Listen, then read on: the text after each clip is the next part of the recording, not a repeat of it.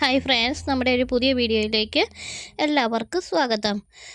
FT GT KGTയുടെയൊക്കെ എക്സാമുകൾ അടുത്ത മാസങ്ങളിലൊക്കെ ആയിട്ട് ആരംഭിക്കുന്നു. അപ്പോൾ ആദ്യമായിട്ട് എക്സാം എഴുതാൻ പോകുന്ന എല്ലാവർക്കും ഒരു ഓൾ ദ ബെസ്റ്റ്, എല്ലാ ആശംസകളും. പരീക്ഷ എല്ലാവർക്കും നന്നായിട്ട് എഴുതാൻ സാധിക്കട്ടെ. അപ്പം ഇന്ന് ഞാൻ ചെയ്യുന്ന വീഡിയോ ഫസ്റ്റ് ഇയർ പഠിക്കുന്നവർക്ക് ഞാൻ ഒരു കഴിഞ്ഞ കൊല്ലം പഠിച്ച് ഇറങ്ങി ആയിട്ടുള്ള ഒരാളാണേ.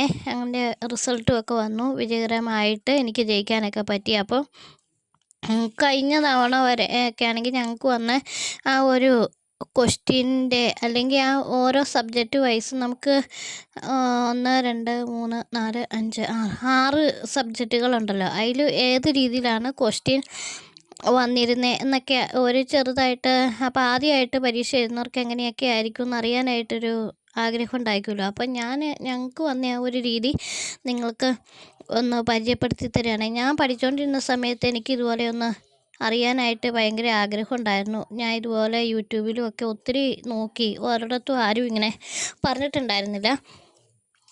അപ്പം ഞാൻ ഓരോ സബ്ജക്റ്റിൻ്റെ വെച്ചിട്ട് പറയാം കേട്ടോ. ഫസ്റ്റ് ഇയറിൻ്റെ ആണേ.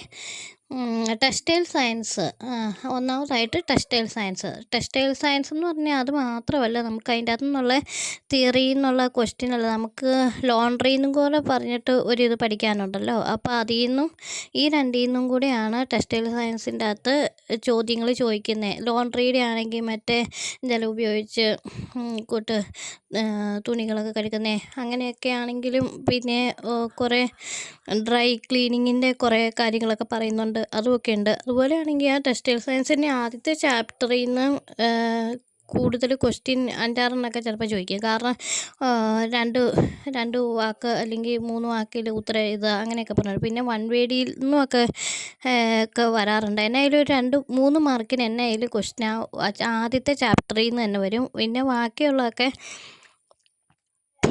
മെഴ്സറൈസേഷൻ അതിൽ നിന്നുമൊക്കെ ആണെങ്കിലും ക്വസ്റ്റ്യൻസൊക്കെ ഉണ്ടായിരുന്നു പിന്നെ ആ ഒരു ലാസ്റ്റത്തെ ഭാഗത്തു നിന്നും 1 വേഡ് ചോദിക്കും. ഓരോ തുണിത്തരങ്ങളൊക്കെ കസീത ഏത് ൻ്റെ ഇതാണ് അങ്ങനെയൊക്കെ പറഞ്ഞുകൊണ്ട് കുറേ ക്വസ്റ്റ്യൻസൊക്കെ വരും.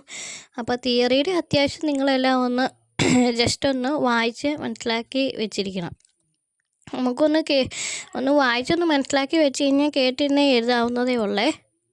പിന്നെ കൂടുതലായിട്ട് നിങ്ങൾക്ക് വേറെ അതിൻ്റെ ഓരോ ക്വസ്റ്റ്യൻ അങ്ങനെയൊക്കെ ആണെങ്കിൽ വേണമെങ്കിൽ പറഞ്ഞാൽ മതി. അടുത്ത മാസം ആകുന്നതിന് മുന്നേ പറയണം ഈ വീഡിയോ കണ്ടുവച്ചിട്ട്, അന്നെങ്കിലാണ് നമുക്ക് അടുത്ത വീഡിയോ ആയിട്ട് ചെയ്യാൻ പറ്റത്തുള്ളൂ. അടുത്തതായിട്ട് ബേസിക് പാറ്റേൺ മേക്കിങ്ങിലാണെങ്കിൽ നമുക്ക് അളവുകൾ തരും. അത് വെച്ചിട്ട് നമ്മൾ പഠിച്ചിട്ടുള്ള ഏതെങ്കിലും ഒരു ഡ്രസ് ഫോം അതിൻ്റെ പാറ്റേൺ ഉണ്ടാക്കാനായിരിക്കും പറയുന്നത്. അളവ് വരും, ആ അളവിൽ വെച്ചിട്ട് വേണം ചെയ്യാനായിട്ട്. അങ്ങനെയായിരുന്നു ഞങ്ങൾക്ക് വന്നിരുന്നത്, അതിൻ്റെ അളവുകളും എല്ലാം. പിന്നെ അതിനകത്ത് നമ്മൾ പാറ്റേൺ ചെയ്യുമ്പോൾ അതിന് നമ്മൾ ഗ്രേ ലൈനിൻ്റെ ആ ഒരിത് കൊടുത്തിരിക്കണം. പിന്നെ ഫൈനൽ പാറ്റേണിൻ്റെ അകത്ത് തയ്യൽ തുമ്പ് എത്രയാണെന്ന് കൊടുത്തിരിക്കണം. അതിൻ്റെ ആ ഒരു സിമ്പലില്ലേ അതെല്ലാം കൊടുത്തിരിക്കണം. അതുപോലെ നമ്മളൊരു പാറ്റേണിൻ്റെ അകത്ത് വേണ്ട ഫൈനൽ പാറ്റേണും അതുപോലെ അതിൻ്റെ ഒക്കെ പേരെന്താണ്, നമ്മുടെ രജിസ്റ്റർ നമ്പർ കൃത്യമായിട്ടും കൊടുത്തിരിക്കണം. അങ്ങനെ ഒരിതിന് എന്തെല്ലാം വേണോ അത് മുഴുവനും നമ്മളതിൽ കൊടുത്തിരിക്കണം. അതുപോലെ നല്ല വശത്താണോ ചീത്ത വശത്താണോ ചെയ്തിരിക്കുന്നത്, എത്ര ഇത് വേണം, നമ്മുടെ ബേസിക് പാറ്റേൺ. അതുപോലെ ഈ കട്ട് എത്ര വേണം, എത്ര എണ്ണം നമ്മൾ കട്ട് ചെയ്ത് വെക്കണം, അങ്ങനെയുള്ള സകല കാര്യങ്ങളും നമ്മൾ അതിനകത്ത് എഴുതിയിരിക്കണം കേട്ടോ. പിന്നെ അടുത്തതായിട്ട് ബേസിക് ഗാർമെൻറ്റ് കൺസ്ട്രക്ഷൻ, അതിൻ്റെ അകത്താണെങ്കിൽ നമ്മൾ ഡ്രസ്സ് തയ്ക്കണം. നമുക്ക് പാറ്റേൺ ഉണ്ടല്ലോ, ആ ഒരു പാറ്റേൺ ഉപയോഗിക്കാം. എന്നിട്ട് അവർ ഏതാ തയ്ക്കേണ്ടതെന്ന് വെച്ച് കഴിഞ്ഞാൽ അതിൻ്റെ പേര് പറയത്ത മാത്രമേ ഉള്ളൂ. നമ്മുടെ കയ്യിലിരിക്കുന്ന പാറ്റേൺ വെച്ചിട്ട് ആ പറഞ്ഞിരിക്കുന്ന ഇത് വെട്ടി തയ്ക്കണം. നമ്മൾ പാറ്റേൺ കയ്യിലിരിക്കുന്നത് കൊണ്ട് വെട്ടി തയ്ക്കുന്നത് അതെല്ലാം ഓക്കെ. അപ്പം നമ്മൾ അതിനകത്ത് കുറച്ച് കാര്യങ്ങൾ ശ്രദ്ധിക്കാനുണ്ട്. ഒന്നാമത് നമ്മൾ പാറ്റേണിൻ്റെ അകത്ത് തയ്യൽത്തുമ്പ് ഇടുകയില്ല. അപ്പം നമ്മൾ തയ്യൽത്തുമ്പ് തുണിയിൽ വരച്ചിട്ട് അതിൽ തയ്യത്തുമ്പ് വെട്ടിയിട്ട് വേണം നമ്മൾ തുണിയിൽ ഫൈനലായിട്ട് നമ്മൾ തയ്ക്കാൻ എടുത്തുകൊണ്ട് പോകാൻ. അത് ഓർക്കണം. ചില സമയത്ത് ഈ പിള്ളേർക്ക് ഭയങ്കരമായിട്ടുള്ള ടെൻഷൻ കാരണം തുമ്പിടാണ്ട് വെട്ടി വെച്ചിട്ട് എന്നാ പറ്റും, നമുക്ക് ആകെ ഈ പരീക്ഷയ്ക്ക് നിശ്ചിത ഒരു അളവിലുള്ള ഒരു ഇത് കൂട്ട് തയ്ക്കാൻ എന്തോരോ തുണിയുണ്ടോ അത്രേ തരുള്ളൂ. അത് കൂടാണ്ട് അഡീഷണൽ തുണി തരത്തില്ല. അപ്പം തുണിയൊക്കെ നമ്മൾ സൂക്ഷിച്ച് കൈകാര്യം ചെയ്യണം. അതുപോലെ പാറ്റേൺ മേക്കിങ്ങിൻ്റെ ആണെങ്കിലും അതിൻ്റെ പേപ്പർ ഒന്നേ തരുള്ളൂ, പിന്നെ തരത്തില്ല. അതുപോലെ നമുക്ക് പാറ്റേണിലാണെങ്കിലും ഇത് കുട്ടിനാണെങ്കിലും നമ്മുടെ കയ്യിൽ നമുക്ക് എന്തെല്ലാം ആവശ്യമുണ്ട് ആ സാധനങ്ങളെല്ലാം നമ്മുടെ കയ്യിലുണ്ടായിരിക്കണം. പിന്നെ സ്കൂളുകാരെ ഇഷ്ടം ചിലപ്പോൾ ചില സ്കെയിലുകൾ, കർവുകൾ അതൊക്കെ തന്നാലേ ഉള്ളൂ. അല്ലാതെ എന്തെല്ലാം നമുക്ക് അതിന് ആവശ്യമുണ്ട് ആ സാധനങ്ങളെല്ലാം വേണം. അതുപോലെ അതിൻ്റെ അളവുകളൊക്കെ മറ്റേ പാറ്റേണിനാണെങ്കിൽ വേറൊരു കാര്യം കൂടി ഉണ്ട്. അതിൻ്റെ അളവുകൾ തന്നില്ലേ, അത് ആ ഒരു പാറ്റേണിൻ്റെ മറുവശത്ത് എഴുതിയിരിക്കണം കേട്ടോ. നമ്മൾ എത്ര അളവിലാണ് അതെല്ലാം ചെയ്ത് വെച്ചേക്കുന്നതെന്നുള്ളത്. പിന്നെ ഡ്രസ്സ് തയ്ക്കുമ്പോൾ ഇപ്പോൾ വല്ല ബ്ലൗസ് മീൻസ് മറ്റേ ബേസിക് ബോഡി ആണെങ്കിൽ അതുപോലെയുള്ള സ്ലീവുകളൊക്കെ അറ്റാച്ച് ചെയ്യാനുള്ള എന്തെങ്കിലും സാധനങ്ങൾ നമുക്ക് തയ്ക്കാൻ തന്നിരിക്കുന്നെങ്കിൽ നമ്മൾ സാധാരണ നോർമൽ സ്ലീവില്ലേ അത് ഉപയോഗിക്കാണ്ട് പഫ് സ്ലീവ്, ക്യാപ്പ് സ്ലീവ്, പിന്നെ ബിഷപ്പ് സ്ലീവ് അങ്ങനെയൊക്കെ കുറേ സ്ലീവുകളുണ്ടല്ലോ. ഏതെങ്കിലും വെറൈറ്റി നമ്മൾ ചെയ്യുവാണെങ്കിൽ നമുക്കതിന് എക്സ്ട്രാ മാർക്ക് കിട്ടുമേ. നമുക്ക് അതിനകത്ത് അതിനെ മോടി പിടിപ്പിക്കുക എന്തെല്ലാം ചെയ്യാമോ നമ്മൾ അതെല്ലാം ചെയ്യുവാണെങ്കിൽ അതിനൊക്കെ എക്സ്ട്രാ മാർക്ക് കിട്ടും. നമുക്ക് അവിടെ എക്സ്ട്രാ മാർക്ക് സ്കോർ ചെയ്യാനുള്ള ഓപ്ഷനുണ്ട്. അങ്ങനെ കുറേ കാര്യങ്ങളുണ്ട്. പിന്നെ സർഫസ് ഓർണമെൻറ്റേഷൻ, നമ്മുടെ എംബ്രോയ്ഡറി. അപ്പോൾ എംബ്രോയ്ഡറിക്കാണെങ്കിൽ നമുക്ക് ഇത് കൂട്ട് നൂല്, അതുപോലെ അതിൻ്റെ ഒരു കൂട്ട് ഇത് അച്ചടിച്ചെടുക്കണ്ടേ, അതിന് കാർബണ് അങ്ങനെ സാധനങ്ങളൊക്കെ നമുക്ക് തരും. പിന്നെ തുണിഞ്ഞ് ചില ഇടങ്ങളിലാണെങ്കിൽ അതൊക്കെ നമ്മൾ കൊണ്ടു ചെല്ലാനായിട്ട് അവർ പറയുവേ. അങ്ങനെ ഉള്ളിടത്ത് അത് കൊണ്ടു ചെല്ലണം. അപ്പോൾ നമുക്കൊരു എക്സാമിനുള്ള ടീച്ചർ ഒരു പടം തരും. എന്നിട്ട് അത് നമ്മൾ ചിലർക്ക് നോക്കി വരയ്ക്കണമെങ്കിൽ നോക്കി വരച്ചെടുക്കുക, അല്ലെങ്കിൽ കാർബൺ പേപ്പർ വെച്ചിട്ട് നമുക്ക് ആ തുണിയിലത് വരച്ചെടുത്തിട്ട് അവർ നമുക്ക് ഓരോ ഫാമിലി പോലെയാണല്ലോ സ്റ്റിച്ച്. അപ്പോൾ ഇപ്പോൾ ഔട്ട്ലൈൻ സ്റ്റിച്ചസ് ഇതിൻ്റെ അകത്ത് ഏതൊക്കെ ഇത് കൂട്ട് ഉപയോഗിക്കണം എന്ന് പറയും. 3 അല്ലെങ്കിൽ 4 5 5 2 3 ഇത് കൂട്ട് പറയും. ഔട്ട്ലൈൻ സ്റ്റിച്ചസ്, ഫില്ലിങ്, അങ്ങനെ ഒരു 3 എണ്ണത്തിൻ്റെ പേര് പറഞ്ഞിട്ട് പറയും.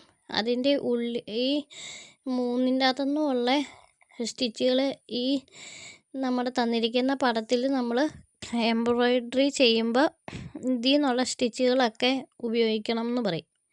അപ്പം നമ്മൾ അതിൽ നിന്നുള്ള സ്റ്റിച്ചുകൾ മാത്രം ഉപയോഗിച്ച് ആ ഒരു ഡിസൈൻ നമ്മൾ ഫില്ല് ചെയ്യണം. ആ 3 ഫാമിലിയിൽ നിന്നുമുള്ള 1-2 സ്റ്റിച്ചസ് എന്നാണെങ്കിലും അതിൻ്റെ അകത്ത് ഉണ്ടായിരിക്കണം. ഒരു ഫാമിലിയിൽ തന്നെ സ്റ്റിച്ചിങ് വെച്ചിട്ട് ചെയ്യാൻ പാടില്ല. 3 എണ്ണം ഉപയോഗിക്കണം എന്ന് വെച്ച് കഴിഞ്ഞാൽ 3 എണ്ണത്തിൽ നിന്ന് 1-2 എണ്ണം എങ്കിലും ഉപയോഗിച്ചിരിക്കണം.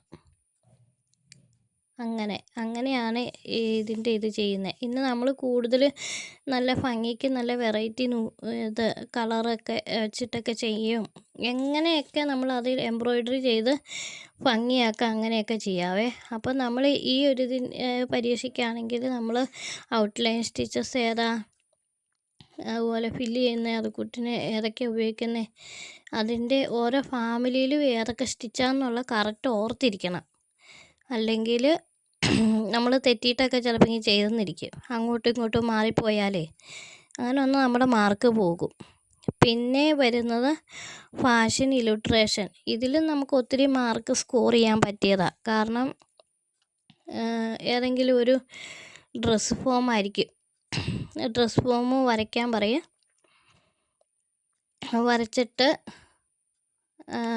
കളറ് ചിലയിടത്താണെങ്കിൽ കളറ് ഒരു ഡ്രസ്സിൻ്റെ മെറ്റീരിയലിൻ്റെ ഇത് പറയും. അപ്പോൾ മെറ്റീരിയൽ ഏതാ നമ്മൾ കളറടിച്ച് നമ്മളിതാക്കണം. അതുപോലെ തന്നെ നമുക്ക് ബേസിക് കളർ മാത്രമേ തരുള്ളൂ. പിന്നെ നമ്മൾ സാധാരണ ചെയ്യുന്നത് അത് നമ്മൾ പല കളറുകൾ മിക്സ് ചെയ്ത് ഓരോ കളർ ഉണ്ടാക്കുകയല്ലേ ചെയ്യുന്നത്. Primary colour, secondary colour, tertiary colour അതൊക്കെ വെച്ച് നമ്മളിങ്ങനെ മിക്സ് ചെയ്തുണ്ടാക്കുകയല്ലേ ചെയ്യണേ. അങ്ങനെ തന്നെയാണ് ഉണ്ടാക്കേണ്ടത്. അല്ലാതെ ഡയറക്റ്റായിട്ട് ഒരു കളർ എടുത്ത് അങ്ങനെ ചെയ്യാൻ പാടില്ല. ഞാൻ ചെയ്തത് ഒരു ഡ്രസ്സ് ഫ്രോക്കായിരുന്നു. ഫ്രോക്കിന് കയ്യിലൊരു ഷോളും ഒക്കെ ഇട്ടിട്ടുണ്ടായിരുന്നു. അപ്പോൾ കയ്യിൽ ഇട്ടിരിക്കുന്ന ഷോള് ഞാൻ ഉപയോഗിച്ചേക്കുന്നത് ഓർഗൻസയുടെ ആയിരുന്നു. അപ്പം ലൈറ്റ് ഇതാക്കി വെള്ളം ഇത് ഇച്ചിരി ലൂസാക്കി ലൈറ്റ് കളറാക്കി അടിച്ചു കൊടുത്തു. അപ്പോൾ അതൊരു ഓർഗൻസയുടെ ഫീലിംഗ് കിട്ടി. എന്നിട്ട് നമ്മൾ ഇതെല്ലാം അതുപോലെ നമ്മൾ അവർക്ക് മുഖമൊക്കെ വരയ്ക്കും ഒക്കെ ആണെങ്കിൽ അതിന് എക്സ്ട്രാ മാർക്ക് കിട്ടും. മുഖമൊക്കെ വരയ്ക്കണം എന്ന് നിർബന്ധമില്ല. മുഖവും വരച്ച് ഹെയറൊക്കെ ചെയ്ത് ചെവി, മൂക്കും, കണ്ണും എല്ലാം ചെയ്യും. അതുപോലെ ചെവിയിൽ നമ്മൾ കമ്മലിട്ട് കൊടുക്കുക, കഴുത്തേൽ മാല ഇട്ട് കൊടുക്കുക, പൊട്ട് കുത്തി കൊടുക്കുക. അങ്ങനെ നമ്മൾ ഓരോന്നും ചെയ്യുന്നതിന് എക്സ്ട്രാ മാർക്ക് നമുക്ക് കൊണ്ടുപോകട്ടെ. അതുപോലെ കയ്യിൽ വളയിട്ട് കൊടുക്കുക. ഇതെല്ലാം നമ്മൾ വരച്ച് അതിന് കളറ് ചെയ്ത് വെച്ച എക്സ്ട്രാ മാർക്കുണ്ട്. ഇതൊക്കെ ചെയ്യണമെന്ന് നിർബന്ധമില്ലാത്തതാ.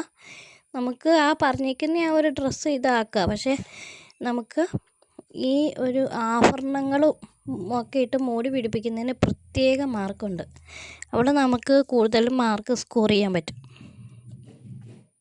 അങ്ങനെയായിരുന്നു ഞങ്ങളുടെ ഫാഷൻ ഇല്യൂട്രേഷൻ്റെ ഇത് വന്നേ. പിന്നെ ഇംഗ്ലീഷ് വർക്ക് പ്ലേസ് സ്കില്ല് 1 അതെന്ന് വെച്ച് കഴിഞ്ഞാൽ വൈവയാണ് കേട്ടോ. അതിന് എഴുത്തും കുത്തും സംഭവമൊന്നുമില്ല, വൈവയാണ്. വൈവയ്ക്കകത്ത് നമ്മളൊരു അത് ഫസ്റ്റ് ഇയറിലാണെങ്കിലും സെക്കൻഡ് ഇയറിലാണെങ്കിലും അതെ, നമ്മളൊരു സെൽഫ് ഇൻട്രൊഡക്ഷൻ പഠിച്ചിരിക്കണം. നന്നായിട്ട് തറവായിരിക്കണം. നമ്മുടെ കാര്യങ്ങൾ തന്നെ, അത് വലിയധികം ഓർത്തെടുക്കാനില്ല. എന്നാലും അറിയത്തില്ലാത്തവരാണെങ്കിൽ നല്ല കൂളായിട്ട് ഇങ്ങനെ കണ്ണൊക്കെ അപ്പുറത്തോട്ട് മാറ്റി വെച്ചിട്ട് ഇങ്ങനെ ഓർക്കണ പോലെ എടുത്തിട്ട് പറയരുത്. അല്ലാതെ നമ്മൾ നന്നായിട്ട് പഠിച്ചെടുത്ത് നല്ല കൂളായിട്ടിരുന്ന് പറയണം. പിന്നെ ചിലപ്പോൾ നമുക്ക് ആദ്യമായിട്ടായിരിക്കും ഇങ്ങനെ ഒരു വൈവയൊക്കെ അറ്റൻഡ് ചെയ്യണേ. അപ്പോൾ പേടിയൊക്കെ ഉണ്ടായിരിക്കും. എന്നാലും നമ്മൾ പരമാവധി മലയാള വാക്കൊന്നും ഉപയോഗിക്കരുത്. പരമാവധി എന്നാ ചോദിച്ചാൽ അതിന് റിപ്ലൈ കൊടുക്കാനായിട്ട് കോൺഫിഡൻ്റ് ആയിരിക്കണം. തെറ്റിയാൽ പോട്ടെന്നേ. പക്ഷേ എന്തെങ്കിലും ചോദിച്ചാൽ നമ്മൾ പരമാവധി ഇംഗ്ലീഷിൽ തന്നെ റിപ്ലൈ കൊടുക്കാൻ നോക്കണം. നമുക്ക് പോർട്ട്ഫോളിയോ ഉണ്ടല്ലോ, ആ പോർട്ട്ഫോളിയോയിൽ നിന്നുള്ള ക്വസ്റ്റ്യൻസ് ആയിരിക്കും ആദ്യം കുറേ ചോദിക്കുക. ഓരോ പോർട്ട്ഫോളിയോ ഇത് കൂട്ട് ഓരോ രാജ്യങ്ങളുടെ ഡ്രസ്സിൻ്റെയൊക്കെ വെച്ചിട്ട് നമ്മൾ ഓരോ പോർട്ട്ഫോളിയോ അസസ്മെൻറ്റ് ചെയ്തിട്ടുണ്ടായിരിക്കും. അപ്പോൾ അതിൽ നിന്ന് ഏതെങ്കിലും ഒരു രാജ്യത്തിൻ്റെ ചോദിക്കും. ആ രാജ്യത്തിലെ ഡ്രസ്സ് ഏതാ, അതിനെക്കുറിച്ച് പറയാനായിട്ട് അവർ പറയും. ഇംഗ്ലീഷിലാട്ടോ എല്ലാം ചോദിക്കുന്നത്. അപ്പോൾ നമ്മൾ അതിൻ്റെ ഇത് പറയണം. പിന്നെ ഇടയ്ക്ക് നമ്മുടെ സെൽഫായിട്ടുള്ള കാര്യങ്ങൾ ചോദിക്കും. ഇനി എന്നോട് ലാസ്റ്റ് ഇങ്ങനെ ഒരു തവണ ഇങ്ങനെ ചോദിച്ചായിരുന്നു. അതിൽ നിന്നുള്ള കുറേയും ചോദിച്ചു. അത് കഴിഞ്ഞിട്ട് ഇടയ്ക്ക് ചോദിച്ചു വീട്ടിൽ നിന്ന് വീട്ടിൽ നിന്ന് ഉറക്കം എഴുന്നേറ്റത് മുതൽ അവിടെ ഞാൻ പരീക്ഷയ്ക്ക് വൈവയ്ക്ക് ചെല്ലുന്നില്ലേ, ആ ഒരു സമയം വരെ നടന്ന കാര്യങ്ങൾ ഇംഗ്ലീഷിൽ പറഞ്ഞു കൊടുക്കാൻ പറഞ്ഞു. ചിന്തിച്ചിട്ട് പറ്റണ പോലെ അങ്ങ് പറഞ്ഞു കൊടുത്തു.